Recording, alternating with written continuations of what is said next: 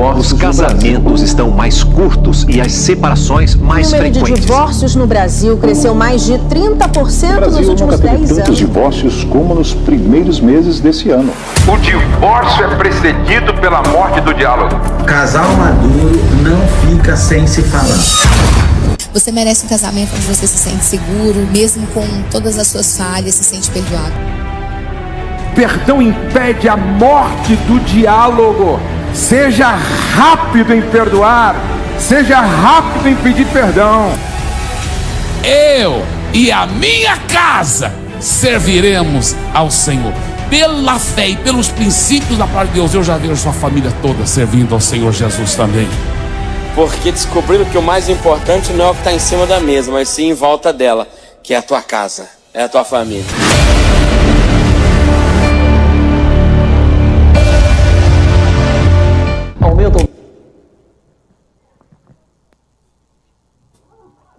Glória a Deus. Quem está feliz está aí? Tem alguém aí? Glória a Deus. E você está feliz com Jesus? Amém. E Jesus está feliz com você? Glória a Deus, muito bom. Gente, nós estamos muito felizes de estar aqui. Eu e a minha esposa, a Ana, né, amor? Dá boa tarde pro pessoal. Graça e paz, Lagoinha, graça e paz todo mundo, graça e paz. Gente, a gente realmente está muito feliz de estar aqui na Lagoinha, porque nós amamos a Lagoinha. Hoje nós somos da família debaixo da graça, nós servimos lá com o pastor Josué, lá no Amo Família, mas nós amamos Lagoinha. Eu costumo dizer que o meu coração é Lagoinha também, porque o lugar para ser bênção, o lugar para a gente ver milagres acontecendo. Tem Lagoinha aqui, gente? Muito bom, muito bom. Gente, é uma felicidade estar aqui e é uma felicidade de ver casais posicionados buscando mais do Senhor. E, gente, se prepare, hoje vai ser sobrenatural. Enquanto eu estou falando para vocês, eu estou me arrepiando aqui, gente. O Espírito Santo de Deus vai agir aqui nas nossas vidas, amém?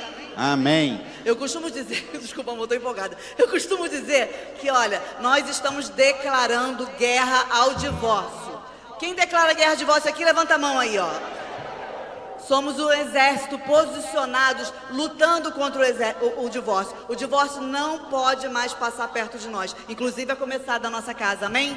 Vou deixar o marido falar. É isso, gente, a mulher gosta de falar. Aqui é um casal que gosta de falar, né? Glória a Deus.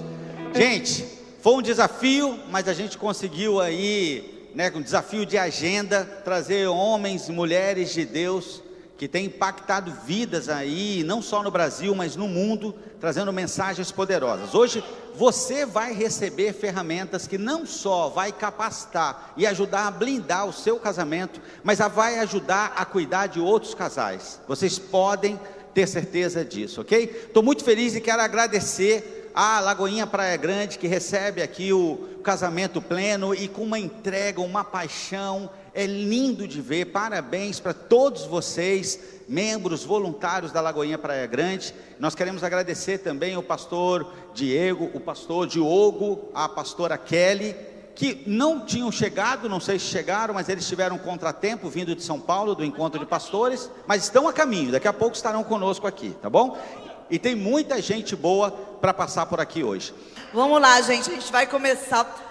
Olha, queridos, para abrir o nosso casamento pleno, nós vamos ter a honra, e é isso mesmo, a honra de receber um dos maiores referenciais de família, de liderança familiar, discipulado e multiplicação das igrejas do nosso tempo. Gente, é isso mesmo, multiplicação de igrejas do nosso tempo, discipulado, família. O pastor Eibe Uber é brasileiro, nascido em Belo Horizonte, filho de pais missionários, formado em teologia pela Columbia Biblical College, eu não sei falar esse nome direito, pastor, me perdoe, nos Estados Unidos.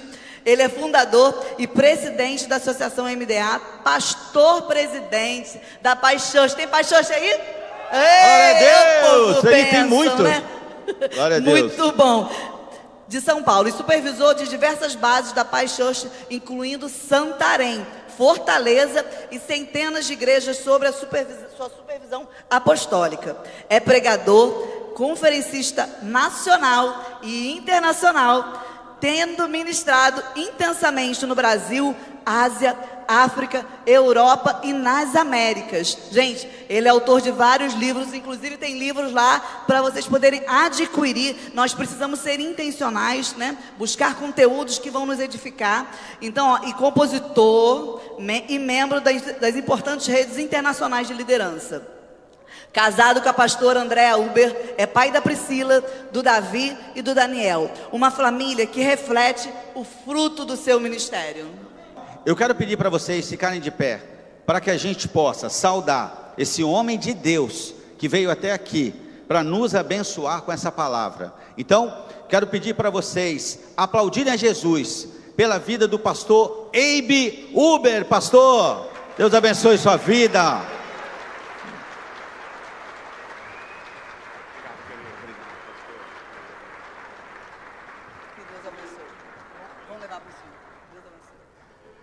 Amém, amém. Muito obrigado, o carinho de vocês, toda glória seja dada ao Senhor Jesus. Que alegria estar aqui com vocês, que alegria estar com tantas pessoas apaixonadas por Jesus. E casais que eu creio são apaixonados um pelo outro, em nome de Jesus. E se não forem, no final dessa mensagem você vai estar, em nome de Jesus. E também com essa turma aí da nossa Paz Church, que alegria. Amamos vocês. Obrigado, meu querido. E também eu quero dizer que estou acompanhado pelo Cadu e o Estumano. E eu quero mostrar algumas fotos primeiro. Vocês podem sentar, fiquem à vontade. Deixa eu mostrar a foto da minha família primeiro aqui para vocês. Essa aqui é a minha família. Eu tenho 3 filhos, só a mais velha, Priscila, que é casada. Ela é casada com o filho do Luciano Subirá, né, o Israel Subirá. Então, uma coisa que eu assim tenho certeza que quando Jesus voltar, a Priscila subirá. E além da Priscila, que é casada com Israel, tenho 3 netinhos. Aí só tinha nascido 2 até então. E os meus filhos, todos 3 filhos apaixonados por Jesus, seguem o Senhor Jesus, glória a Deus. E pode mostrar a próxima foto do mais recente netinho que está no colo da minha esposa aí. Os 3 netinhos, minha filha, minha esposa. E eu pastoreei muitos e muitos anos, 24 anos em Santarém. Hoje eu ainda tenho o privilégio de supervisionar uma igreja lá que tem aproximadamente 50 mil pessoas, e ainda tem mais 400 Paz Church na região.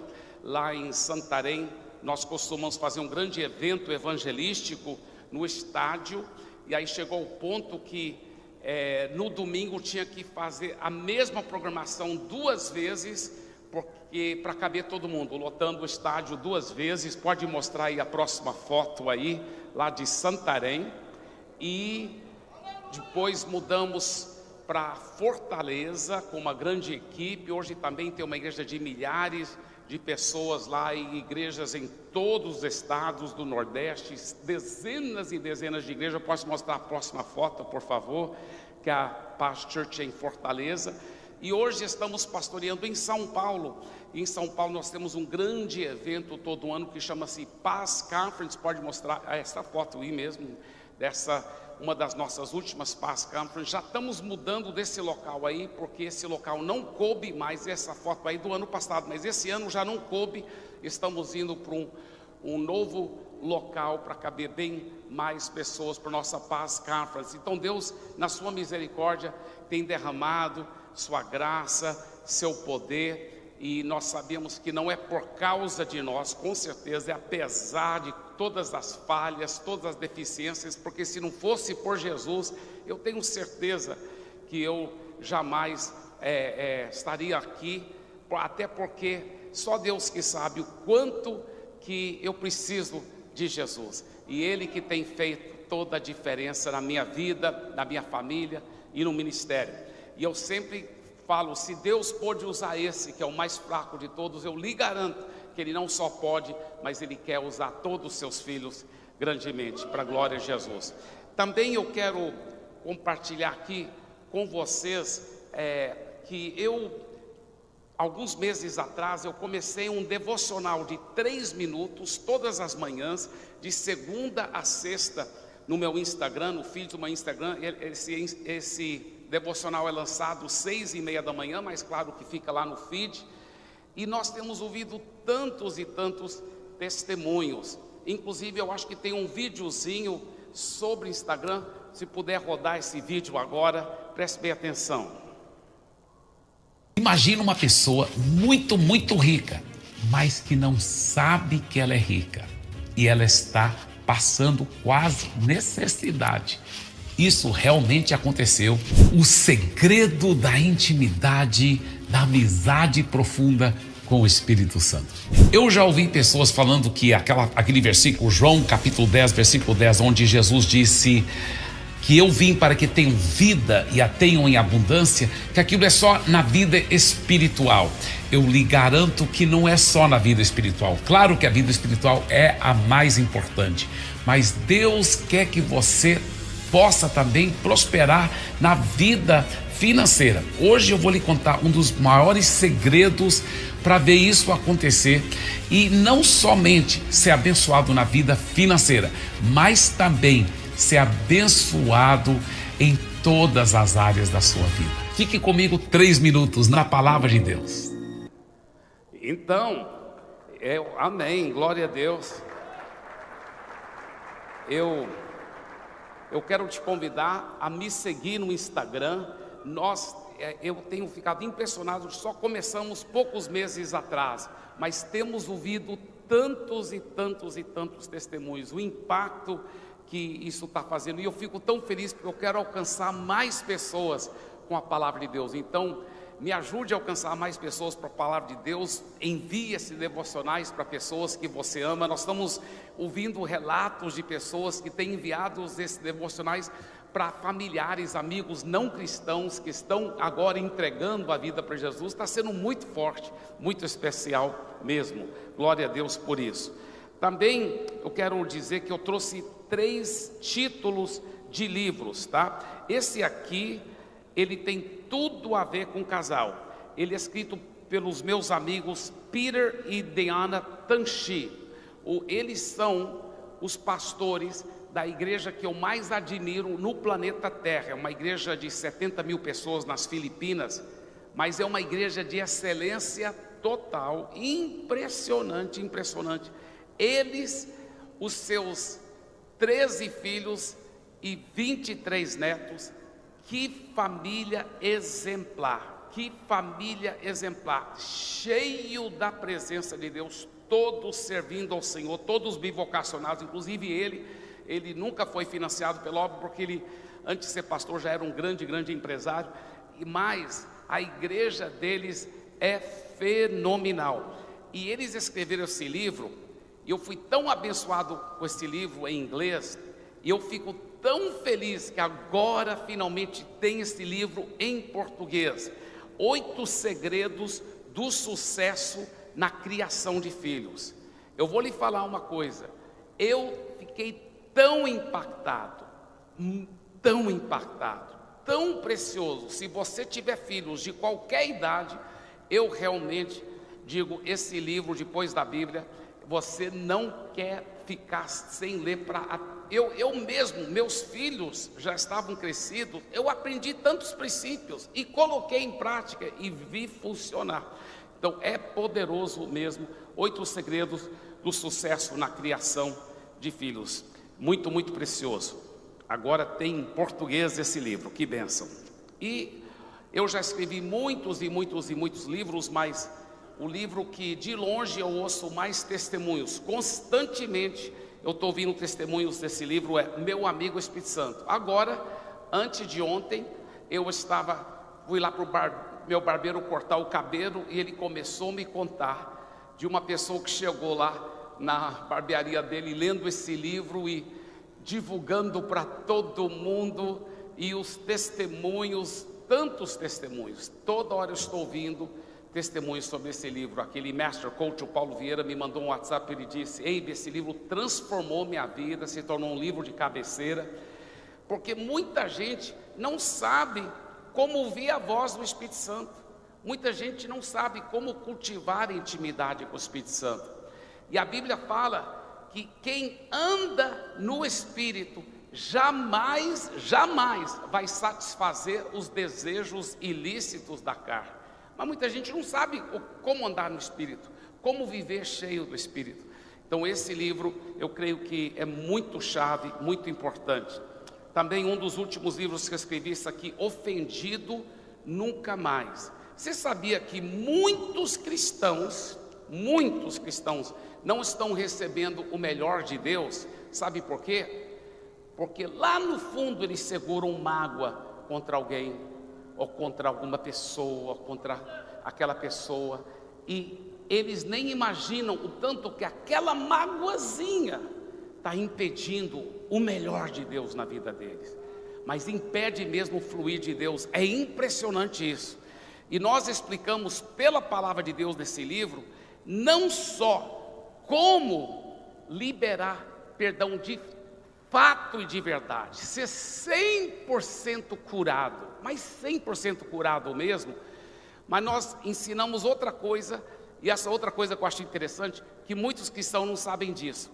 A Bíblia ensina que você não só pode, você deve chegar a um ponto onde nada mais consegue te machucar, nada mais. Você realmente, através desses princípios bíblicos, você pode ser 100% blindado, e nada mais nem consegue te ofender mais. É uma coisa tão sobrenatural. Então diga assim, 100% curado, 100% blindado. Amém? Então, deixa eu só dizer, eu vou ter que sair 7h30, eu vou ter que levar os livros comigo. Então, se você quiser adquirir, eu vou estar, quando for a hora do intervalo, eu vou estar lá assinando os livros. Se você quiser adquirir um ou mais desses livros, então fale comigo lá, vai ser uma bênção e um privilégio conhecer você. Fala para a pessoa ao seu lado, diga: eu quero lhe agradecer muito pelo presente que você vai me dar.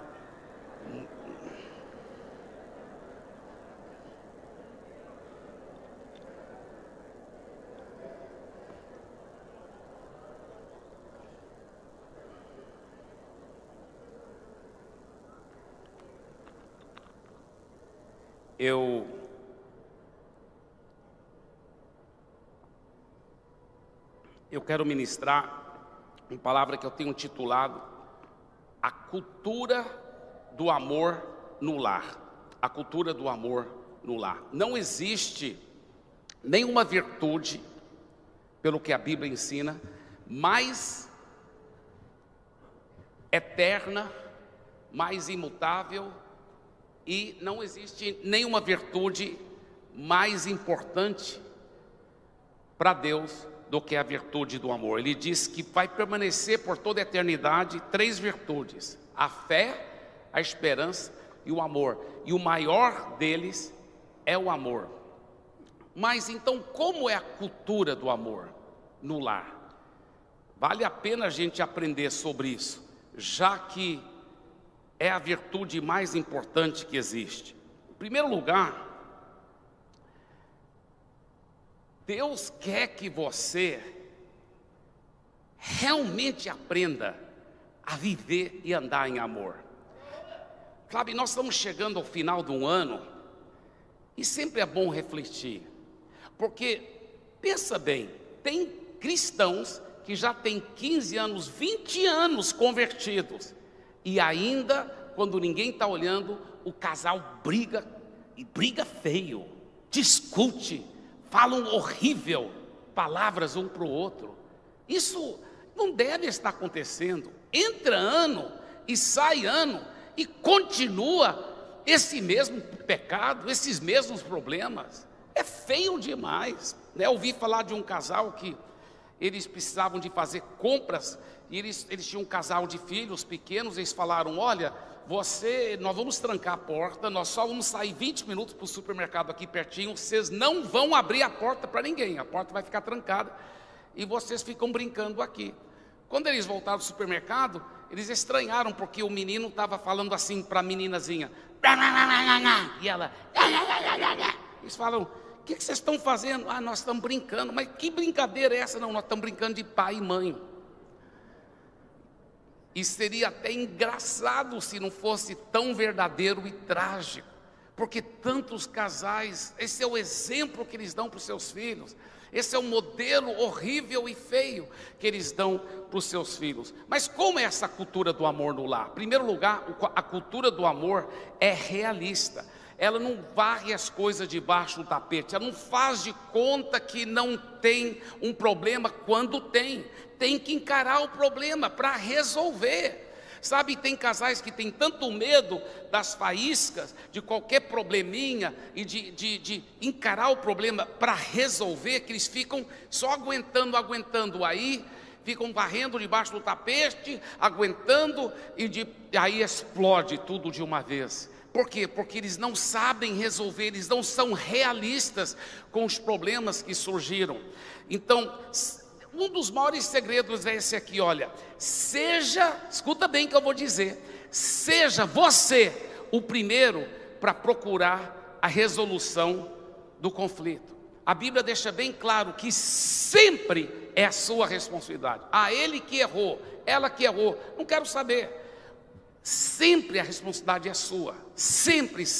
Eu lembro que antes de casar, eu falei para minha futura esposa, né, Andréia, que agora esse ano, dia 11 de maio, vamos completar 35 anos de casado. Eu falei para ela, olha amor, é o seguinte, a última coisa que eu quero no nosso casamento é aquela guerra de silêncio. Sabe, aquela onde o casal fica falando quase nada, porque todos os dois estão com muita raiva um do outro, e ficam muito tempo, passa talvez o dia todo, vão dormir, e o próximo dia continua aquilo. É feio demais isso. Eu falei, não vamos ter isso, nós sempre vamos resolver, de fato e de verdade, qualquer faísca que surgir, vamos conversar, vamos comunicar, mas nós não vamos tolerar isso, amém? Aí nós fizemos um trato. O trato que nós fizemos foi o seguinte: quem for o mais espiritual vai ser o primeiro que vai se humilhar e pedir perdão. Então, quantas e quantas vezes a gente estava muito triste um com o outro, né? Mas a gente, amor, me perdoe, não, eu que peço perdão. E a gente vai consertando rapidinho, sabe? E nós aprendemos nunca falar palavras que machucam o outro. Nós construímos territórios proibidos. Nunca fala palavras tipo assim: então não era para você ter casado comigo. Não, isso é um território proibido. Você nunca vai falar coisas assim. Nunca fala, estou com nojo de ti, isso. Não, então são certas coisas. Sabe qual foi a coisa que nós concordamos em fé? Nós falamos, quando a gente está com muita raiva um do outro, a pior coisa que nós podemos falar um para o outro, sabe o que é? Estou muito triste com você.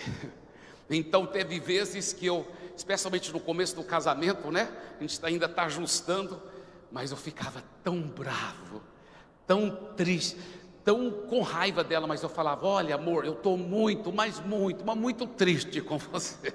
Eu só podia falar isso, porque já era um compromisso, um território proibido, nada mais do que isso. Isso nos ajudou demais. São segredos que você poderá colocar em prática para começar a realmente desenvolver essa cultura do amor no lar. Agora, um grande segredo, como eu disse, resolva rapidamente. Quanto mais tempo você demora para resolver um conflito, tanto mais afundado e perpetuando-se os problemas que você vai ter no seu casamento. Quanto mais rápido você resolve os problemas agora, tanto mais rápido também você vai chegar a um ponto onde quase nunca aparece mais nenhum tipo de conflito ou problema. É impressionante. Agora, tem gente que tenta evitar conflito através de uma de duas síndromes, tá? Escuta bem o que eu vou dizer. Tem gente que tenta evitar o conflito recorrendo a uma de duas doenças, uma de duas síndromes. Uma é a síndrome do gambá e outra síndrome da tartaruga.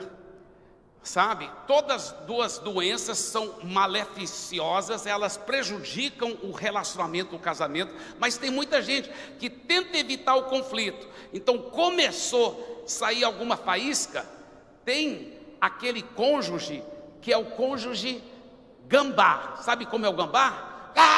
E briga, e fala, e solta, fala assim, eu vou ser bem honesto. E aí é honesto, é porque eu sou bem franco mesmo. Não, você é imaturo, por isso que você fala tudo o que vem na sua cabeça.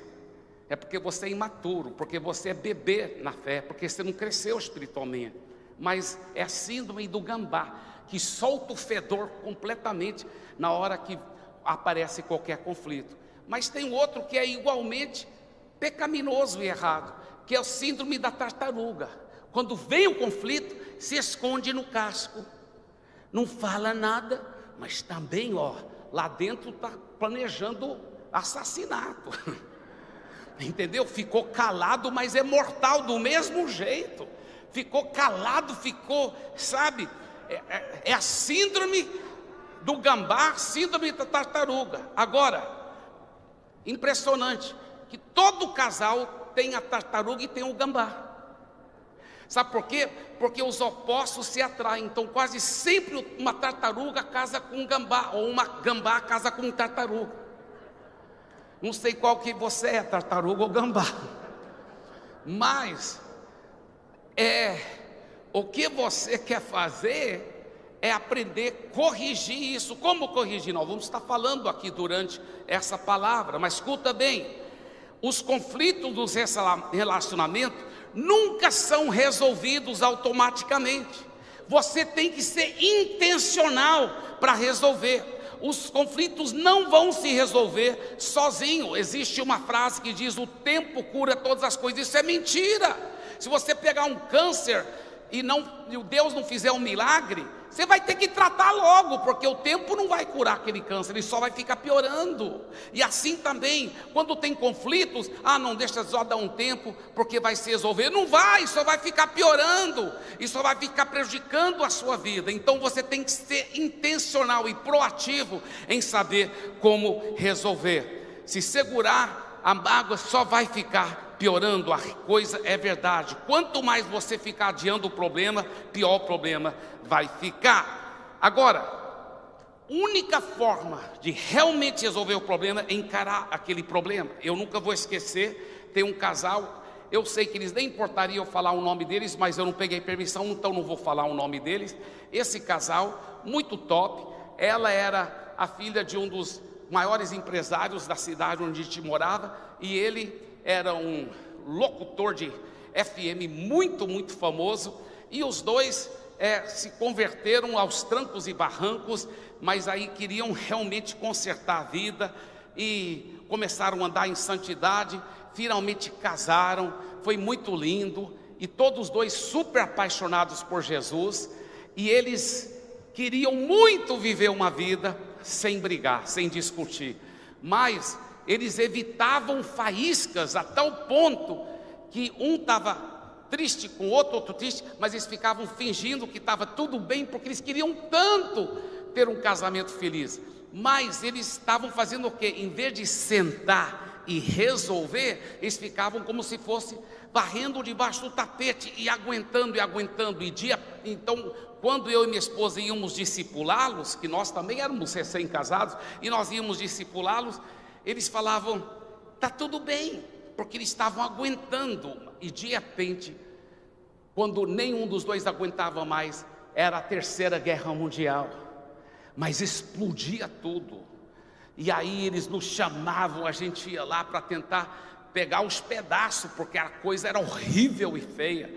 E aí Deus me deu essa revelação. Eu falei, é porque vocês estão tanto tentando evitar faíscas, e vocês não estão sabendo encarar o problema e resolver e conversar muito. Vocês ficam fazendo de conta que está tudo bem, e todos os dois se aguentando, aí não é assim que vai resolver. Tem que ser proativo, tem que ser realista.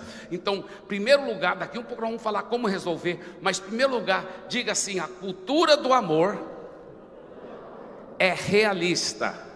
Diga de novo: a cultura do amor é realista. Isso mesmo. Tá? Então, segundo lugar, a cultura do amor é proativa e trabalhosa. É proativa e trabalhosa. Por favor, diga proativa e trabalhosa. Se você não decidir, nós vamos ter um casamento feliz, eu vou ser proativo nisso e eu vou pagar o preço, meu irmão, você não vai ter um casamento feliz. Você não vai cair em cima de você igual fruta madura cai da árvore. Não é assim que funciona.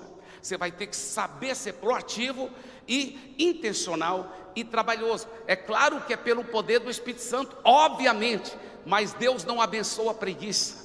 Deus não abençoa pessoas que não cooperam com o Espírito Santo para ajudar no seu casamento. Então, vamos falar primeiramente para os maridos, para os homens aqui. 1 Pedro 3,7 diz a palavra de Deus, 1 Pedro 3,7: maridos, vocês igualmente vivam a vida comum do lar, com discernimento, dando honra à esposa, por ser a parte mais frágil e por ser coerdeira da mesma graça. Agindo assim, as orações de vocês não serão interrompidas. Não serão interrompidas. Tem muito marido que Deus não abençoa mais na sua empresa, nos seus negócios, no seu ministério, nos seus planos. Sabe por quê? Porque suas orações estão sendo impedidas. Você não está fluindo. Sabe por quê? Porque você não está tratando sua esposa com mais carinho, com mais delicadeza, com mais honra. Com mais honra. Eu não entendo alguns maridos que são tão grosseiros, tão chato, meu Deus, língua de duas pernas, sabe? E grosseiro, meu Deus. Aí na frente dos outros, oi, tudo bem? Oh, misericórdia, queima. Igual aquele menino que perguntou para a mãe: mamãe, da onde nós viemos? Como assim de onde nós viemos, meu filho? Você sabe de onde nós viemos? Nós somos descendentes de Adão e Eva, que foram criados por Deus. Não, mas o papai disse que nós viemos de um macaco. Ela disse: olha, meu filho, você tem que entender uma coisa. Uma coisa é a família do seu pai.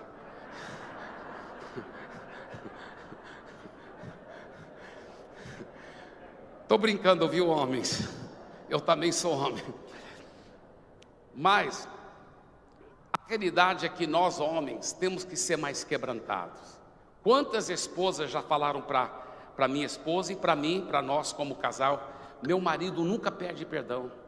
Marido, você que é o líder do lar, e como líder você tem que ser o primeiro para pedir perdão, o primeiro para dizer: peraí, me perdoe, mas vamos sentar, vamos conversar, vamos resolver isso. Você que é o líder do lar, você que tem que chamar a responsabilidade para si, senão você não é líder de verdade.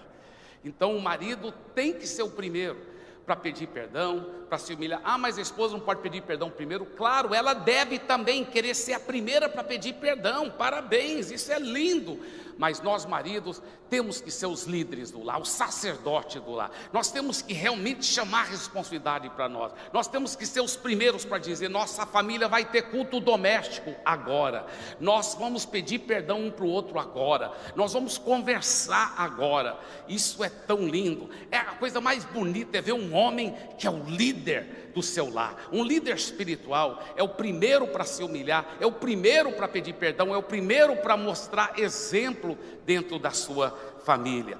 A Bíblia fala que em Efésios 5:25 em diante: maridos, que cada um de vocês ame a sua esposa, como também Cristo amou a igreja e se entregou por ela, para que a santificasse, tendo-a purificado por meio da lavagem de água pela palavra, para apresentar a si mesmo como igreja gloriosa, sem mancha, nem ruga, nem coisa semelhante, porém santa e sem defeito. Assim também o marido deve amar a sua esposa como ama o próprio corpo.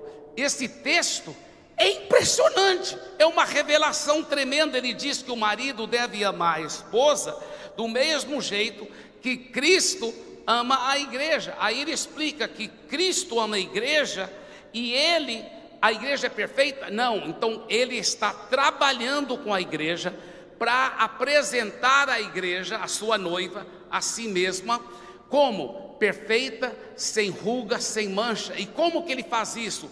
pela lavagem da água da palavra. Assim também, marido, a sua esposa, você quer que ela seja diferente?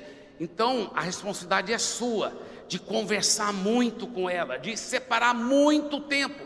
São as suas, escuta bem que eu vou dizer, isso aqui é muito profundo, maridos, a sua voz é o instrumento principal que o Espírito Santo quer usar para levar a palavra de Deus e transformar sua esposa. Se você sentar e discipular e conversar, você sabia que depois do Espírito Santo, o discipulador principal da esposa sempre devia ser o marido? Pode ter outras pastoras discipulando ela também, isso é maravilhoso, mas depois do Espírito Santo, o discipulador principal da esposa sempre deve ser o marido. Ele deve saber sentar com ela, conversar, bater papo, e vai trabalhando, com muitas palavras.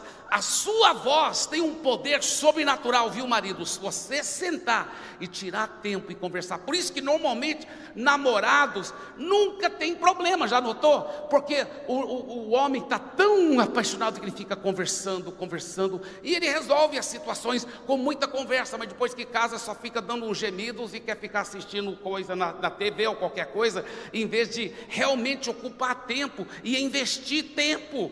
Então esse é um grande, grande segredo. Eu estou lhe dizendo, isso aí é fenomenal, purificar com muitas palavras. Então só os homens aqui, por favor, só os homens, digam em voz alta, diga assim: o Espírito Santo quer usar a minha voz e as minhas palavras, pela palavra de Deus, na minha boca, para discipular e transformar minha esposa, e fazê-la do jeitinho que Deus quer para mim.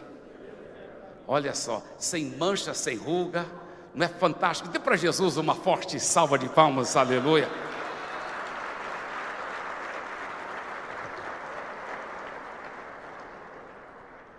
Agora olha só as esposas. 1 Pedro capítulo 3, versículo 1 e 2. Igualmente vocês, esposas, estejam sujeitas cada uma a seu próprio marido, para que, se ele ainda não obedece à palavra, seja ganho sem palavra alguma, por meio da conduta da sua esposa. Então, muitas esposas, quando me ouvem falar isso para os maridos, elas pensam assim: é assim que também Deus quer me usar para transformar meu marido. Mas não é, é justamente o contrário.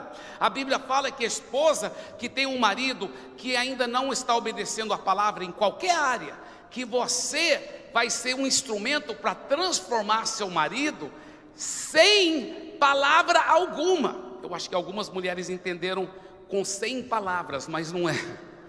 É sem palavra alguma. Eu ouvi uma história de um pastor que a esposa ficava falando: pastor, meu marido tem que converter, meu marido está errando nisso, está errando naquilo, está errando naquilo. E o pastor tentava ensinar isso para ela, mas a ficha não caía. Então ele finalmente pegou uma garrafa de água e ele falou: irmã, eu vou orar aqui nessa água. Ele orou na água, aí ele falou assim: agora, irmã, põe essa água na geladeira. Quando o seu marido estiver chegando do trabalho, antes dele entrar na porta, você vai encher a sua boca com essa água, não vai engolir, por 15 minutos. Você tem que contar no relógio. Depois de 15 minutos você pode engolir. Você vai ver um milagre, vai acontecer. Deus vai transformar seu marido. Não é o que aconteceu mesmo? E ela começou a fazer propaganda: pastor, aquela água é milagrosa. Ele falou: não é água milagrosa não, é que ela só fez com que você não falasse pelos primeiros 15 minutos. E aí seu marido converteu, se tornou um homem de Deus. A Bíblia fala: você vai ganhar seu marido como? Sem palavra alguma. Nunca vou esquecer, eu estava pastoreando lá em Santarém, aí na saída, a irmã Marta, que era uma nova convertida, ela chegou para mim: pastor, orem por mim, a nova convertida, né? Por isso que eu dei desconto para ela. Mas ela falou: orem por mim. Eu falei: por quê, irmã? Porque eu vou deixar meu marido. Eu falei: irmã, como é isso? Como que eu posso fazer uma oração dessa? Ela falou: mas é porque ele não tem jeito não. Muitos religiosos já tentaram trabalhar com ele, ele não tem jeito. Ele até que é um homem bom, trabalha bem, faz muito dinheiro, até fez uma casa para nós, comprou uma casa, mas ele joga demais. esses jogos, e ele tem, agora ele está com uma dívida tão grande, que ele está falando que vai vender a nossa casa, e eu não vou deixar ele vender a minha casa, eu vou separar dele, eu não vou deixar. Eu falei: irmã, eu posso até orar, mas só se a irmã se comprometer a parar com essa ideia de separar dele, porque isso é antibíblico, isso é errado, e a irmã não tem base bíblica nenhuma de poder separar do seu marido. Ela falou: mas ele não tem jeito. Aí ela era nova convertida, eu fui falando para ela, falei: mas você é submissa? Sou. Você é amorosa? Sou. Você se arruma muito quando ele vem do trabalho, me arrumo. Você beija ele, dá uns agarros nele, e fica abraçando e preparando tudo para ele, e eu faço tudo isso, pastor. Aí eu joguei verde para colimador, né? Eu falei assim: e a irmã prega muito para ele? Ela falou: é o que eu mais faço, pastor. Eu falei: então aí que você está errado. Ela falou: como? Eu falei: a Bíblia fala que você vai ganhar seu marido sem usar uma palavra. Se a irmã me prometer que a irmã nunca mais vai pregar para ele, a não ser que ele te faça pergunta, você não vai falar mais nada sobre nada, pregando, nem tentando corrigi-lo, nem tentando dar sermão nele, a não ser que ele faça pergunta para você. Você me prometa aí, eu vou orar. E ela prometeu, eu orei. Bem, é uma história cumprida, mas olha o que aconteceu. Na próxima, ela tinha falado que não tinha jeito, que não queria nada com as coisas de Deus. Pelo menos é o que eu entendi. O próximo domingo, ele estava na igreja. Aí, o próximo domingo depois daquilo, ou seja, 15 dias depois que eu falei com ela, ele não só veio de volta para a igreja no próximo domingo, 15 dias depois, mas entregou a vida para Jesus. E sabe o que? Deus resolveu o problema da dívida, não foi preciso vender a casa. Depois ele se tornou um líder de um pequeno grupo na casa deles, tão ungido, tão poderoso, que ela falou para mim: pastor, ele é um homem de Deus, eu que tenho que correr atrás para ser, porque ele é muito espiritual, ele é muito exemplar. Que coisa linda! Dê para Jesus uma forte salva de palmas, amém? Glória a Deus. Agora olha o que mais a Bíblia fala. Ele diz assim: para que, se ele ainda não obedece à palavra, seja ganho sem palavra alguma por meio da conduta de sua esposa, ao observar o comportamento honesto e cheio de temor que vocês têm. Por favor, diga: comportamento honesto e cheio de temor. Essas histórias eu estou podendo contar o nome, porque elas contam publicamente essas histórias. A história da irmã Marta e essa história da irmã Meire. A Meire já era uma líder de mulheres numa outra igreja, e ela ouviu a minha irmã, pastora Rebeca, pregando lá num evento de mulheres, de que só ganha seu marido por Jesus se você for uma pessoa honesta. Se você em vez em quando mente para agradar o seu marido, você nunca vai ganhá-lo por Jesus. E ela entrou em crise, porque apesar dela ser líder do Ministério de Mulheres, o marido dela, que trabalhava fora como piloto, muitas vezes quando ele ligava, porque o nome dele era Valto, o nome do filho deles Valtinho, e aí já levou o Valtinho para o dentista, e ela tinha esquecido. Então ela já sabia que se ela falasse que ela não levou, ele ia brigar muito com ela, e ela queria tanto ganhá-lo para Jesus, então ela mentia, ela falava: sim, sim amor, já levei. Aí ela logo levava e tudo, mas em vez em quando ela estava mentindo para ele, para tentar agradá-lo, para tentar ganhá-lo por Jesus. Aí ela entendeu por que tinha passado tantos anos e nunca ela conseguiu ganhá-lo para Jesus, e ela fez o compromisso que ela ia falar a verdade dali em diante, mesmo quando fosse parecer que ia prejudicar. Então ele perguntava: e aí, já levou o Valtinho para o exame no médico? E ela tinha esquecido, e ela falou, aí ela respondia: não amor, não levei, me perdoe, eu esqueci. E ele brigava com ela, mas ele começou a ver que agora era uma verdadeira mulher de Deus, ela era honesta, e essa honestidade dela abriu a porta do Espírito Santo, e ele depois converteu na nossa igreja, e ela veio congregar conosco, e depois eles se tornaram pastores para a glória de Jesus, muito usados. E dê para Jesus mais uma forte salva de palmas para Jesus. Por favor, só as mulheres agora digam assim, sem palavras, pela conduta honesta cheia de temor. Esse é um grande segredo, tá? Agora, a cultura do amor não só é realista, não só é proativa e trabalhosa, mas a cultura do amor é impregnada com fé. Você tem que ter fé que você pode sim andar em amor. Você tem que ter fé sim que pode entrar ano e sair ano, e você vai mudar. Você vai ser transformado. Sabe por quê? Você tem que tomar posse. Você tem que começar a se enxergar como Deus te enxerga. O problema é que muitos insistem em se enxergar de uma forma antibíblica. Eles acreditam a mentira do diabo. Eu não tenho amor, eu nunca vou ter amor, eu estou tão longe. Isso é mentira do diabo. Se você já nasceu de novo, a Bíblia fala que você já tem o amor de Deus derramado no seu coração. Sabia disso?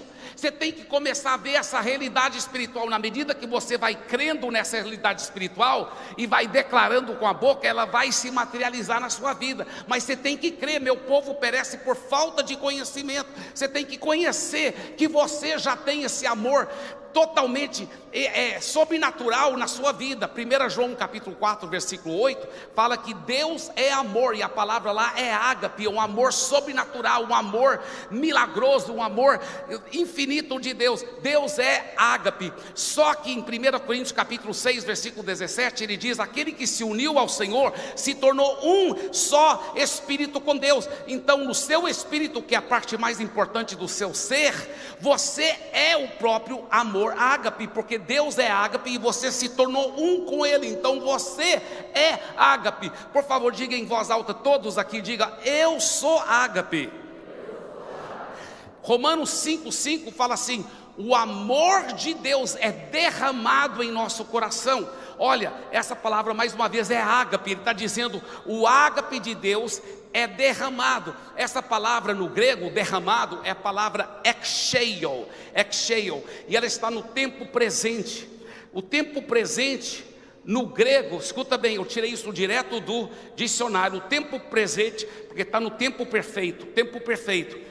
Eu falei presente, né? Tempo perfeito. E o perfeito grego corresponde ao perfeito na língua portuguesa e descreve uma ação que é vista como tendo sido completada no passado, uma vez por todas, não necessitando ser repetida. Olha o que ele está dizendo: o amor ágape foi derramado, despejado, distribuído amplamente dentro do seu espírito, de uma vez por todas, não precisando nunca mais ser repetido. Isso é uma realidade no mundo espiritual. A Bíblia diz que você já está encharcado com amor ágape. Diga: eu já estou encharcado com amor ágape. Diga: o amor ágape foi derramado para dentro de mim. Então você pode andar nesse amor. Começa a declarar: eu sou esse amor ágape. Isso que eu comecei a fazer anos atrás, quando eu ainda era solteiro. Eu comecei a tomar posse disso. Eu ficava declarando, porque eu era conhecido não por amor, não, eu era conhecido como um cara que atropelava as pessoas, sem querer. Mas eu sou muito proativo. Eu gosto de resolver as coisas, resolver rapidamente. Então eu ia resolvendo e sem querer eu machucava as pessoas. E aí as pessoas chegavam para mim e falavam: Eibe, você machucou fulano. Eu? Por quê? Porque você respondeu daquele jeito. Meu Deus do céu, pessoa cheia de mimimi, florzinha de Jesus, sabe? E eu achava que eu que estava certo, eles que estavam errados. E talvez é até errado ficar tudo machucado, qualquer coisinha, mas eu também estava errado por ofendê-los, por machucá-los. E Deus começou a tratar na minha vida, e eu comecei a aprender, ir atrás e pedir perdão e me humilhar, porque eu comecei a declarar, e fiquei declarando pela fé: eu sou o amor de Deus. O amor ágape foi derramado no meu coração, eu estou cheio desse amor ágape. Eu ficava declarando, e parece que não mudava, mas eu ficava declarando. Eu nunca era elogiado por ser amoroso. Eu lembro a primeira vez que alguém me elogiou, quando eles falaram não, porque você é uma pessoa tão cheia de amor, eu até pensei que estavam tirando onda com a minha casa, pensei que estavam falando de uma forma irônica.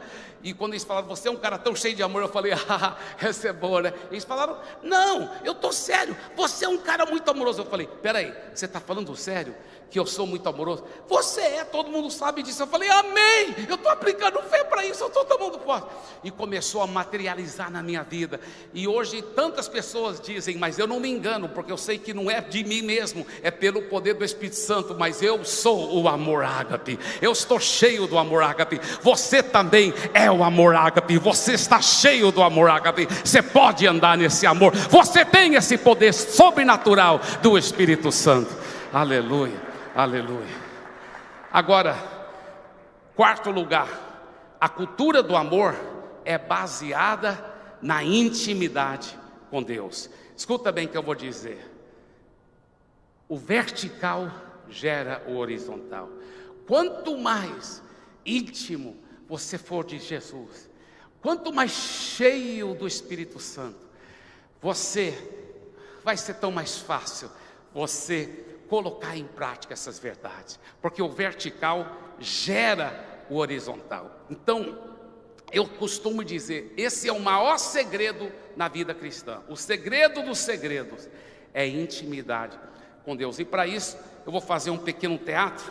Os da Paz Church já viram fazer esse teatro, mas ele é tão importante. Eu vou chamar o Cadu aqui, ele vai fazer o papel de Deus.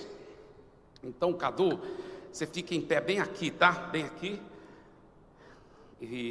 Então você vai fazer o papel de Deus, tá? Não fica orgulhoso, tá? Agora, eu vou fazer o papel de mim mesmo e de todos nós, tá? Então ele vai fazer o papel de Deus. Escuta bem, Tiago, capítulo 4, versículo 8. Ele diz assim: chegai-vos a Deus, e Ele chegará a vós outros. Isso é impressionante. Eu vou repetir. Tiago 4,8 diz: chegai-vos a Deus, e Ele chegará a vós outros. Olha o que a Bíblia está dizendo. É você que determina o seu grau de intimidade com Deus. Se hoje você é super íntimo com Deus, é porque você já vem chegando-se a Ele há muito tempo. Se você só é mais ou menos íntimo com Deus, é porque você só mais ou menos tem se achegado a Ele. Se você não é íntimo nem um pouco, é porque você não está escolhendo se achegar a Ele. Isso é impressionante. Então quero mostrar isso num teatro, tá? Então você faz a parte de Deus, eu estou fazendo a parte de mim mesmo, de todos nós. Então toda vez que eu me aproximar, tipo assim, eu dou um passo, você espera, aí você dá um passo na minha direção, sempre o mesmo tamanho do passo. Se for um passo pequeno, você vai dar um passo, isso mesmo, tá? Então volta para o lugar, vamos lá. Vamos dizer que você então, meu irmão, minha irmã, você diz, sabe de uma coisa? Já que é minha responsabilidade me chegar a Deus, ser íntimo com Deus, eu vou cultivar essa intimidade. E você começa a parar de ver tantas redes sociais e começa só a ouvir palavras devocionais, buscar a Deus e durante o dia procurar ler a Bíblia, orar. E você está fazendo o quê? Se achegando a Deus. Ele está se achegando a você, e você fala, não, mas eu quero mais. E você começa então, e fielmente para todos os cultos, e para o grupo pequeno. Então pode fazer uns 3 passos aí, muito bem. Aí você fala, não, mas eu quero mais. E você começa a ser disciplinado toda manhã. Você separa os primeiros 15 minutos do dia só para ler a Bíblia, para orar. Não como um ato religioso, mas um ato de intimidade. Falar, Deus, eu quero ser íntimo com o Senhor. E você está se achegando a Ele, Ele está se achegando a você. Aí você fala assim, aí o maligno vem uma manhã, quando você está lendo a Bíblia, isso é só religião, você não está sentindo nada. Você fala, mentira, diabo, eu sei que o segredo é perseverar e ser íntimo com Deus. Mesmo quando eu não estou sentindo nada, eu não sigo a Deus pelas emoções, eu sigo pela fé. E você persevera em ficar lendo a Bíblia e orando toda manhã. Você está se achegando a Ele, está se achegando a você.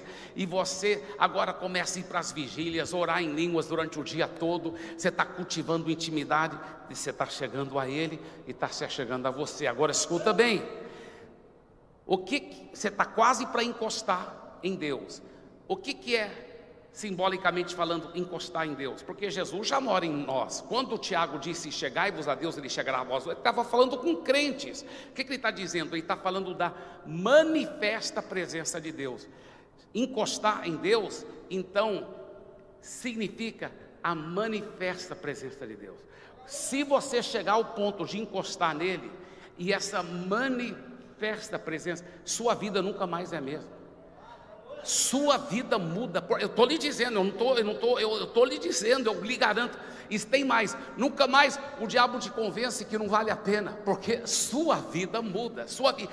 O pior, porém, é que o diabo sabe disso. E você não está vendo no mundo espiritual, você não está vendo que você está para encostar em Deus. Mas é nesse momento que o inferno joga tudo que tem em cima de você. O inferno faz tudo para você não chegar a encostar em Deus. Então é nesse momento que tudo dá errado, tudo. Os 4 pneus furados de uma vez, todo mundo briga, um monte de dívidas, todo mundo está com raiva de você, a sogra, todo mundo briga. E aí vem aquele pensamento, que é o diabo que coloca, claro. Poxa, parece que quanto mais eu busco a Deus, pior a coisa está ficando. Olha as dívidas, olha tudo. Em vez de melhorar, está piorando. E você, sem perceber, começa a relaxar. E a mesma lei espiritual funciona ao reverso. Você começa a relaxar.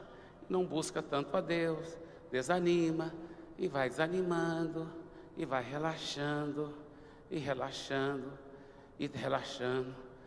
E ai, Senhor, me perdoe, nunca mais eu li a Bíblia e orei. Então você começa a buscar um pouco, mas está relaxando demais. Aí passa mais 3 semanas, você só está. E aí um dia você acorda, meu Deus, eu estava tão bem com Deus, eu lembro como era gostoso todas as manhãs, eu buscando a Deus, eu orando em línguas durante o dia, meu Deus, e você começa a buscar de novo, chega aqui o inferno, só daí você volta, aí, não, mas agora e aí, vamos ser bem honestos, todos nós já vimos esse filme, não é verdade? Agora tem uma outra verdade que corre paralelo a isso, tá? Essa outra verdade é o seguinte, e esse é o meu último ponto: a cultura do amor, ela é praticada pelo princípio da humildade. Por favor, diga: a cultura do amor é praticada pelo princípio da humildade. Em Tiago 4,6 ele fala: antes ele dá maior graça, pelo que diz, Deus resiste aos soberbos, mas dá graça aos humildes. Então, toda vez que eu for soberbo, tá? Então você vai me resistir. Não, você fica lá, mas você vai fazer assim. Assim, ó, para todo mundo ver sua cara bem feia me resistindo. Pode dobrar isso, me resista assim, ó, tá? Mas faz uma cara feia, tá? Então toda vez que eu for orgulhoso, quando eu for humilde, você vai me dar graça. Você faz assim, ó. Tá legal? Amém. Então, agora é outro paralelismo, tá? Vamos supor que essa pessoa, esse cara aqui, ele é relaxado, ele não busca a Deus, mas graças a Deus, ele é bem humilde, bem quebrantado. Então, ele fica sabendo, ele quase não congrega, mas ele fica sabendo que o irmão lá do pequeno grupo está falando mal dele. Poxa, mas eu gosto daquele irmão, vou até procurá-lo para saber o que ele tem contra mim, porque eu não tenho nada contra ele, eu estou sendo humilde, me dá graça. Isso, fica aí, me dá graça. Tá, ele não busca a Deus, Deus está dando graça para ele, mas quase que não faz diferença, porque ele está tão longe de Deus, está vendo? Tá, esse é um tipo de crente. Tá, agora é outro tipo de crente. Esse tipo de crente aqui já é diferente. Ele é um cara que é muito determinado, que ele vai ser íntimo com Deus. Isso é lindo. Só que ele não vigia nessa área de orgulho, de soberba.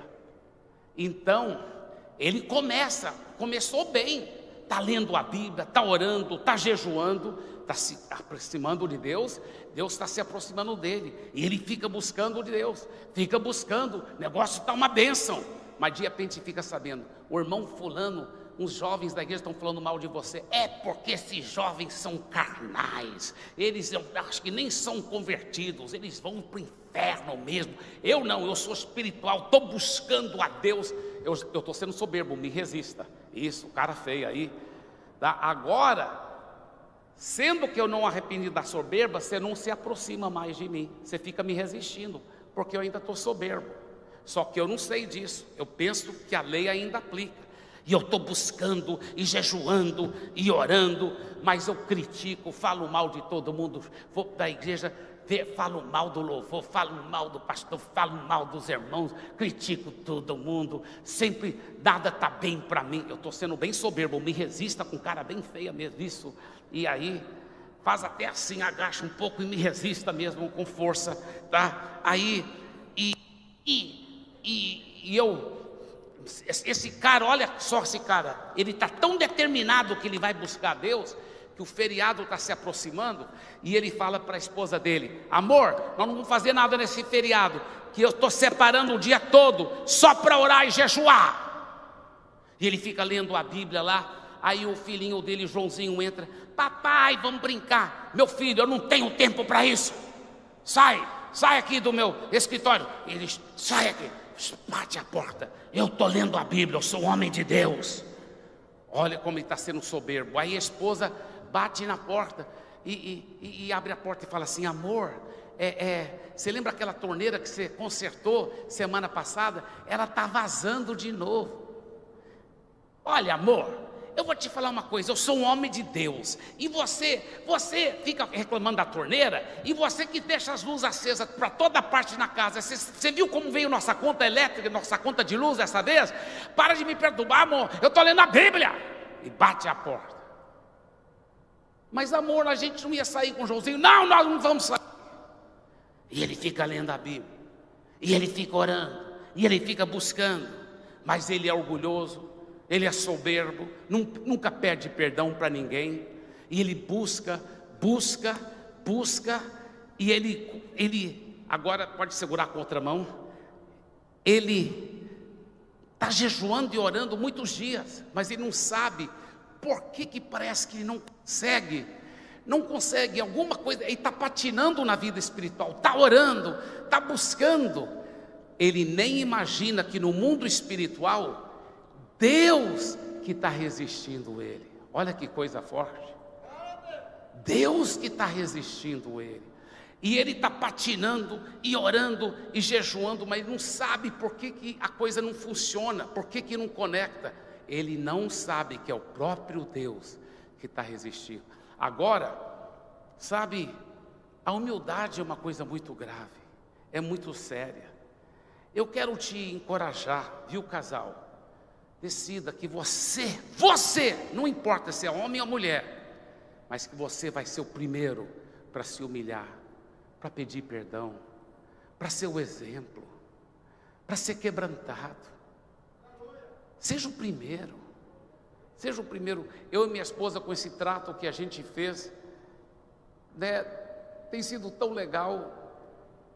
Hoje, depois de 35 anos, né, ainda em vez em quando estamos pedindo perdão para o outro, mas nos primeiros anos, a frase mais ouvida em casa era essa aqui: olha, eu te amo, não, eu que te amo mais, não, eu que te amo mais. A segunda frase mais ouvida em casa era: me perdoe, não, você me perdoe.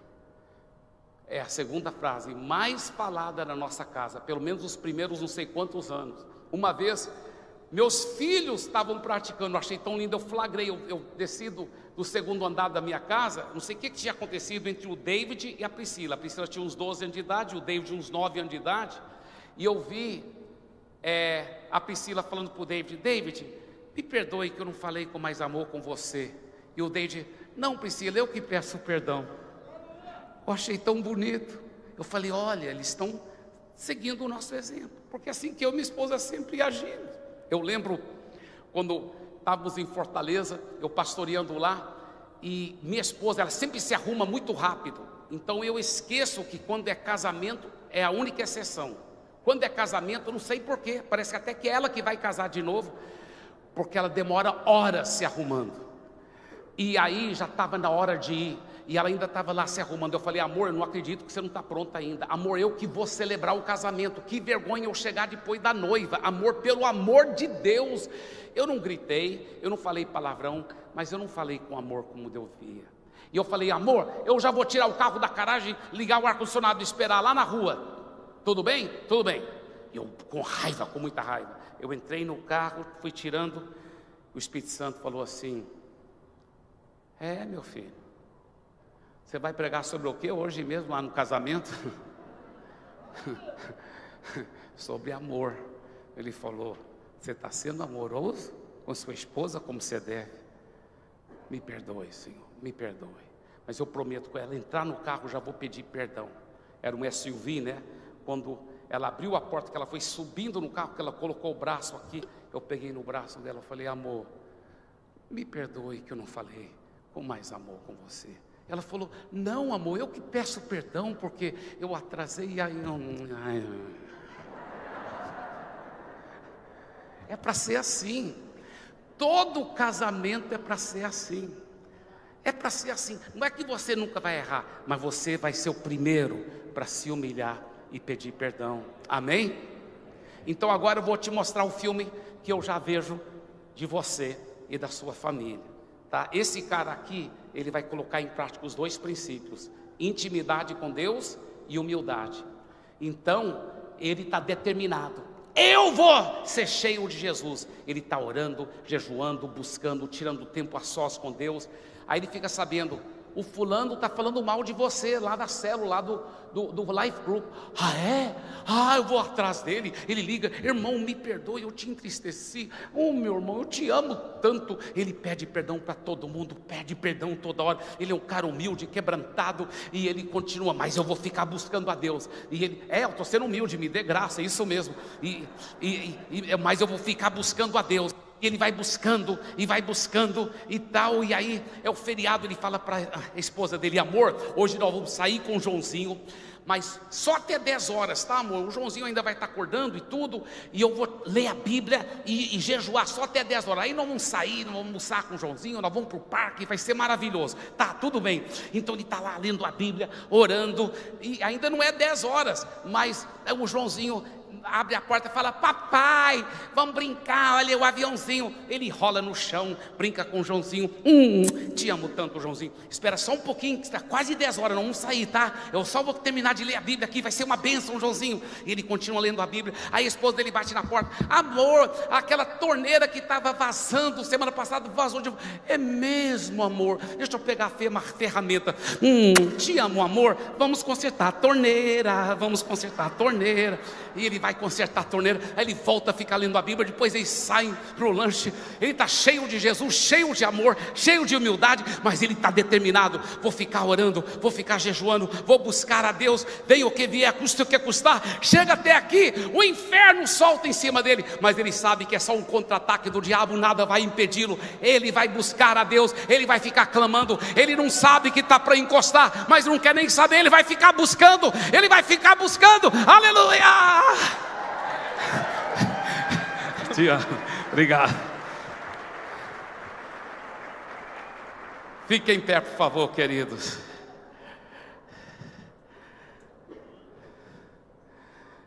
Diga: nada vai me impedir de colocar em prática a cultura do amor no meu lar. E vai começar pelo poder do Espírito Santo na minha vida, em nome de Jesus. Amém e amém e amém. Deus abençoe. Um abraço.